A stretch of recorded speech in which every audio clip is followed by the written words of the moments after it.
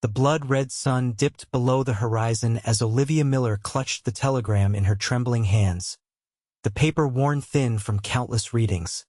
Though the message remained unchanged, her husband of 8 years was never coming home from the silver mines of Colorado. It was 1883, and the town of Redemption Creek, nestled in the Wyoming territory, had swallowed what little joy remained in Olivia's life. At 26, she had become a shadow of her former self. Once vibrant and full of laughter, now she wandered through her small homestead like a ghost, maintaining the farm through sheer stubborn will rather than any desire to continue. "Mrs. Miller? You in there?" The knock on her door came just before dusk, 6 months after the telegram had arrived. Olivia crossed the worn floorboards of her cabin and opened the door to find Sheriff Daniels, hat in hand, his expression grave. "I'm sorry to bother you, madam, but there's been some trouble. Bank's calling in your loan. Says your husband borrowed against the property before he passed." "That's impossible," Olivia said, her voice barely above a whisper. "Thomas would have told me." The sheriff shifted uncomfortably.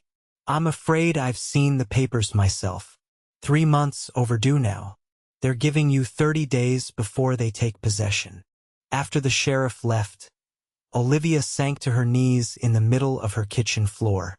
The life she and Thomas had planned, children running through the fields, growing old together, watching the sunset from their porch, all of it stolen by a mine collapse and apparently secrets she never knew her husband kept. "He took my future," she whispered to the empty room, the words catching in her throat. The following morning, Olivia walked into town with her wedding ring and her mother's silver brooch, the only valuables she had left. Redemption Creek was growing, attracting new businesses and settlers heading west. The main street bustled with activity as she made her way to the assayer's office. Halfway there, gunshots rang out from the direction of the bank. People scattered, diving for cover as horses whinnied in panic. Olivia froze, watching as 3 masked men burst through the bank doors, bags of money clutched in their hands. They raced for their horses, firing wildly into the air. One of the robbers, clearly injured, struggled to mount his horse. As he swung his leg over, he lost his balance and tumbled to the ground. His companions spurred their horses and fled, abandoning their wounded partner without hesitation. Sheriff Daniels appeared from the alley beside the saloon, gun drawn. "Don't move!" he shouted at the fallen robber. But the man scrambled to his feet, raising his pistol. The sheriff fired first. The outlaw crumpled to the dirt. In the ensuing chaos, Olivia noticed a tall figure at the far end of the street. A man she'd never seen before stood watching the scene unfold, his expression unreadable beneath the shadow of his hat brim. Unlike the others on the street, he hadn't ducked for cover. He stood like a statue, one hand resting on his holstered gun. Their eyes met across the distance, and something in his steady gaze made Olivia feel seen for the first time since Thomas died. 2 days later, Olivia sat in the bank manager's office, her back straight despite the despair threatening to overwhelm her. "I'm afraid there's nothing to be done, Mrs. Miller," Mr. Whitmore said, not bothering to hide his lack of sympathy. "Your husband borrowed against the property.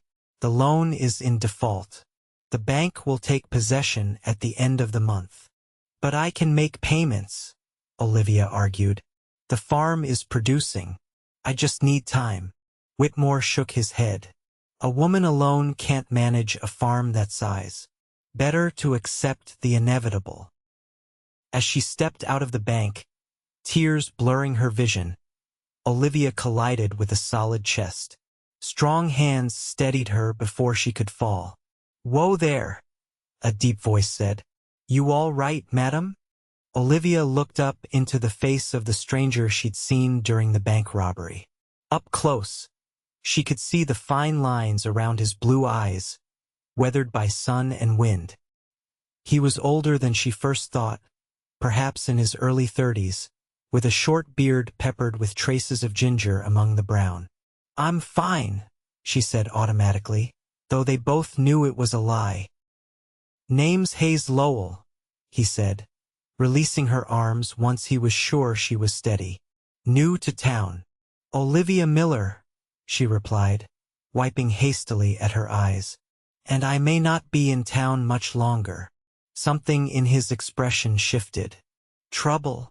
Before she could answer, Sheriff Daniels approached. "Mrs. Miller, I see you've met our new deputy." Olivia blinked in surprise. "Deputy?" Hayes nodded, adjusting his hat. "Just sworn in yesterday." Sheriff was impressed with how I handled myself during the robbery. Mr. Lowell tracked those other bandits 10 miles before losing their trail, Sheriff Daniels added. "Former Texas Ranger. We're lucky to have him." Olivia studied the new deputy with renewed interest. There was a steadiness to him that reminded her of the mountains in the distance, solid, unmovable. "Perhaps Deputy Lowell could help you with your situation," Sheriff Daniels suggested. "I don't see how," Olivia said, the brief spark of hope fading. "Unless he can convince the bank to give me more time on a loan I didn't even know existed." Hayes looked between them, curiosity evident in his expression. "I'd be happy to hear the problem, at least." That evening, Hayes Lowell appeared at Olivia's door with a basket of supplies from the general store. "Thought you might need these," he said when she opened the door. "Sheriff mentioned you were having a hard time." Olivia hesitated before stepping aside to let him enter. "Thank you, but I don't need charity." "Not charity," Hayes said, setting the basket on her table. "Just being neighborly." In the fading light, Olivia studied the deputy more carefully. His clothes were worn but clean, his movements deliberate and efficient as he unpacked bread, coffee, and other essentials. "Why are you doing this?" she asked. Hayes paused, his expression thoughtful. "When I rode into town 3 days ago, I saw a woman standing in the middle of a gunfight, not running, not screaming, just watching with the saddest eyes I'd ever seen." He met her gaze. "Made me curious." Over a simple meal, Olivia found herself telling Hayes about Thomas, about the silver mine in Colorado, about the loan she never knew existed, and about the bank's imminent foreclosure. "I don't understand why Thomas would do this," she said, twisting her wedding ring. "We were careful with our money. The farm was doing well." Hayes asked thoughtful questions, listening carefully to her answers. As the evening wore on, Olivia realized she'd talked more in those few hours than she had in the 6 months since receiving that telegram. "I'll look into it," Hayes said as he prepared to leave. "Something doesn't add up." "Why would you help me?" Olivia asked, genuinely puzzled. "You don't even know me." Hayes adjusted his hat, his expression serious. "Because when you said the bank was taking your home, you didn't look defeated. You looked angry." He smiled slightly. "I like that." Over the next week, Hayes became a regular visitor at Olivia's farm. He arrived each evening after his duties, helping with repairs she couldn't manage alone. They worked side by side, rebuilding a section of fence, patching the barn roof, and tending to her small herd of cattle. During these shared tasks, Hayes told her about his years as a Texas Ranger, tracking outlaws across the frontier, and his decision to settle somewhere quieter after a bullet had left him with a permanent limp in his left leg, a detail Olivia hadn't noticed until he mentioned it. "I was tired of drifting," he explained one evening as they sat on her porch watching the sunset. "Wanted to put down roots somewhere." "And you chose Redemption Creek?" Olivia asked with a small smile. "Not exactly the most exciting place." Hayes shrugged. "Seemed like a town that could use some law and order. And the views aren't bad." But as he said it, he was looking at her, not the mountains. Olivia felt a blush rise to her cheeks, a sensation so foreign it took her a moment to identify it. Thomas had been gone less than a year. She had no business feeling this flutter in her stomach when Hayes looked at her that way. "I found something," Hayes said, changing the subject. "About your husband's loan." Olivia straightened. "What is it?" "The signature on the loan documents. I showed it to the schoolteacher who keeps records of all the town's correspondence. She says it doesn't match the writing on the letters your husband sent from Colorado." Hope and confusion battled within her. "You think someone forged his signature? But why?" "I don't know yet," Hayes admitted. "But I aim to find out." The next day, Hayes rode to the county seat, returning 2 days later with a grim expression and dust coating his clothes. "The land office had the original deed to your property," he explained as they sat at her kitchen table, "and a record of a mining claim your husband filed just before he died." "A mining claim? Here?" Olivia frowned. "That's ridiculous. There's no silver on our land." "Not silver," Hayes said. "Coal. Apparently, there's a decent seam running under the northeast corner of your property. Thomas found it and filed a claim, but he died before he could develop it. And the bank knew," Olivia whispered, the pieces falling into place. "They knew and created a fake loan to steal my land." Hayes nodded. "I reckon so. And I'd bet my last dollar that Mr. Whitmore has investors lined up already." Anger burned through Olivia, hot and cleansing after months of grief and uncertainty. "What can we do?" "My word against the bank managers won't count for much."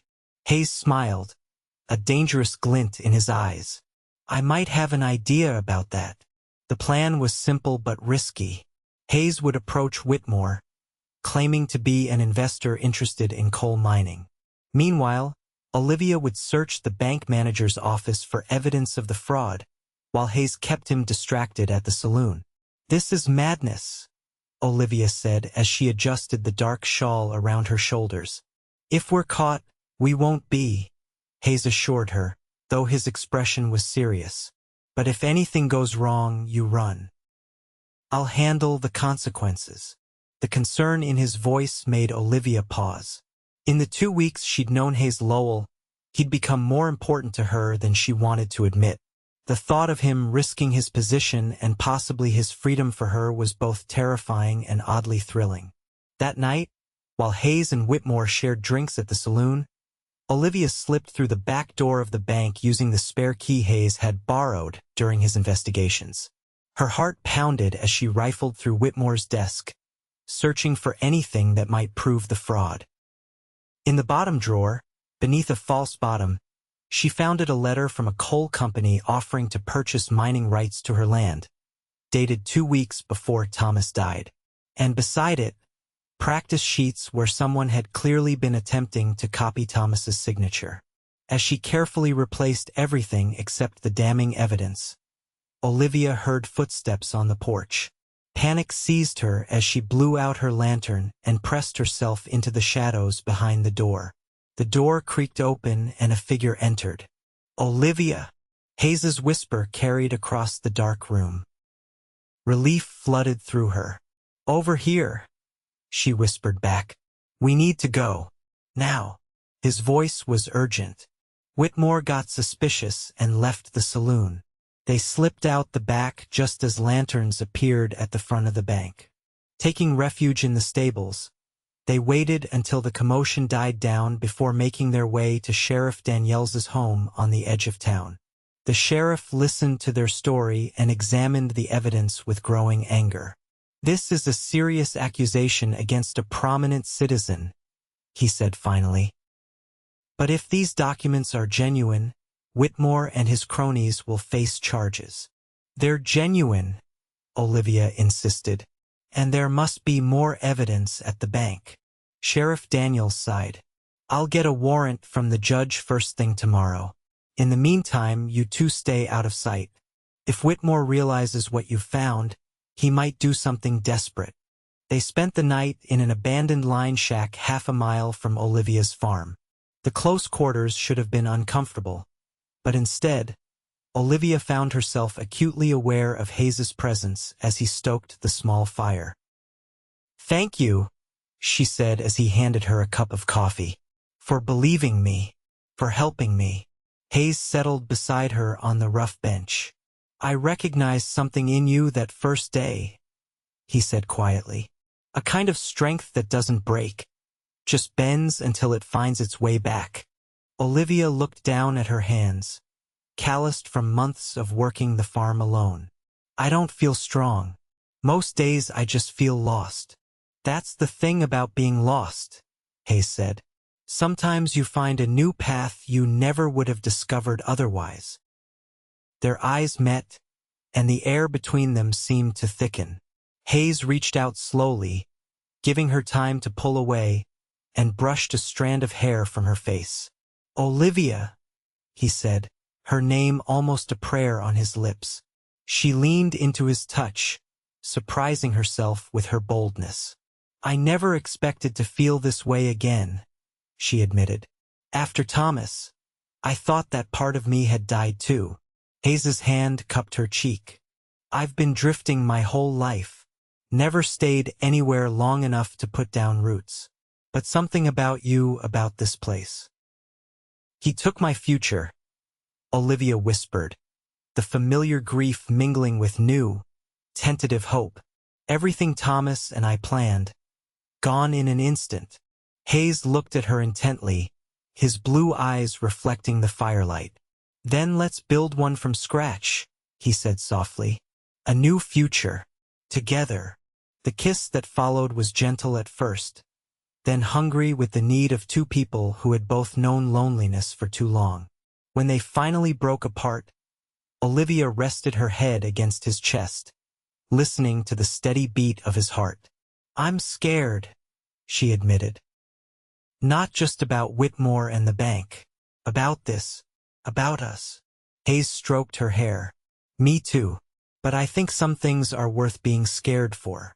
Dawn found them still talking, sharing stories and dreams and fears, the connection between them growing stronger with each passing hour. They returned to town to find Sheriff Daniels waiting with news.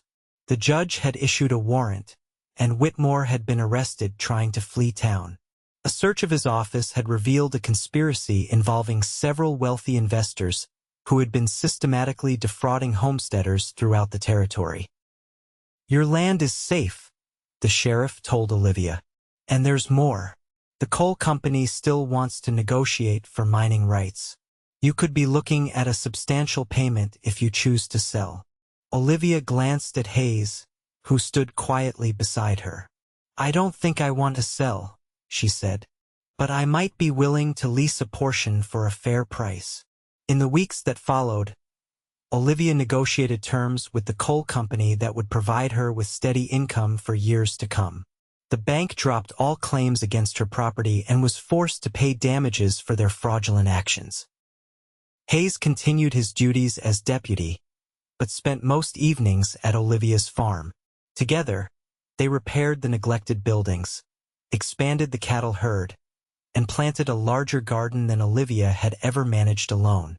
As summer turned to fall, Hayes built a new porch swing where they would sit in the evenings, watching the sunset and making plans. They spoke of marriage, of children, of growing old together in the home they were creating. "I never thought I'd find this," Hayes said one evening as they watched the first snow of winter dust the distant mountains. "A place that feels like home." Olivia leaned against him, her hand finding his.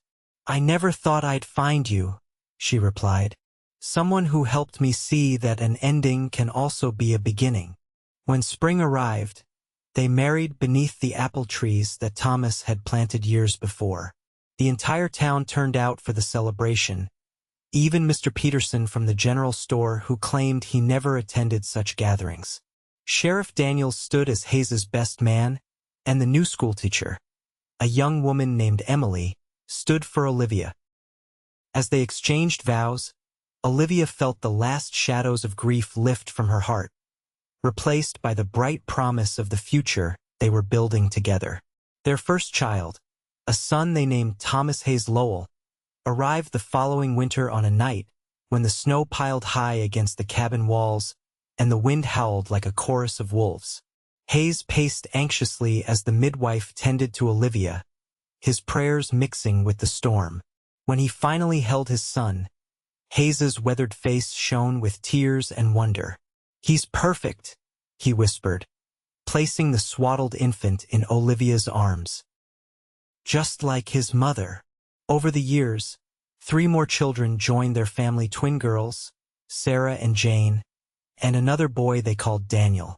The farm prospered, growing from the struggling homestead Olivia had nearly lost to one of the most successful operations in the territory. Hayes eventually resigned his position as deputy to work the land full-time, though he still occasionally rode with posses when dangerous criminals threatened the peace of Redemption Creek. His reputation as a fair but formidable lawman lingered, keeping trouble at bay more often than not. The coal mining operation on the northeast corner of their land provided steady income that allowed them to expand, buying adjacent properties when neighbors decided to move on. By 1895, the Lowell Ranch encompassed over 2,000 acres of prime Wyoming grassland. They built a new house, larger than the original cabin but still modest compared to what they could have afforded.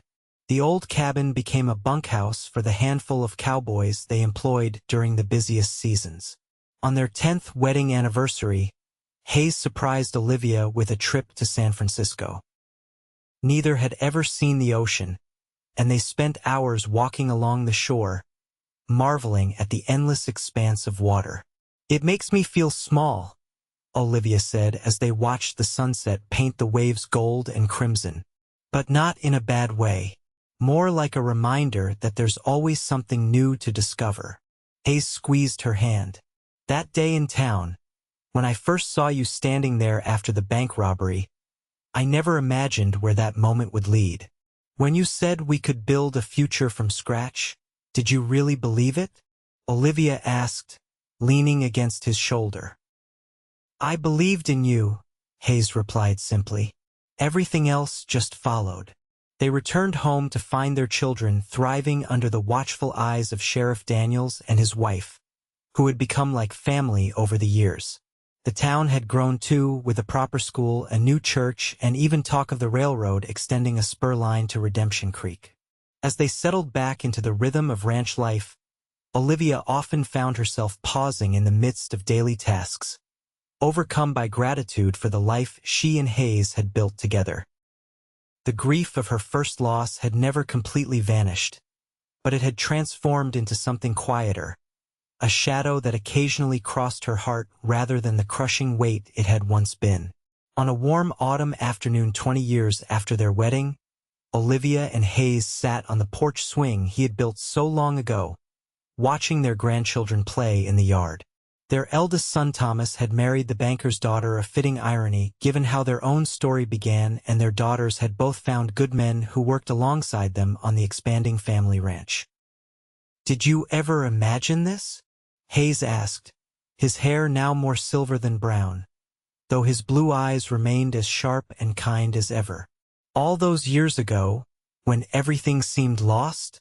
Olivia leaned against his shoulder, the familiar warmth of him still a comfort after all their years together. "Never," she admitted. "But that's the beauty of building something from scratch. You get to imagine it as you go." Hayes chuckled, the sound rumbling beneath her ear. "We did pretty well, I'd say." "We did," Olivia agreed, watching as their youngest grandson attempted to lasso a patient old dog who clearly knew this game well. "And we're not finished yet." As the sun dipped toward the mountains that had witnessed their entire journey together, Hayes pressed a kiss to Olivia's temple. "Not by a long shot, Mrs. Lowell. Not by a long shot."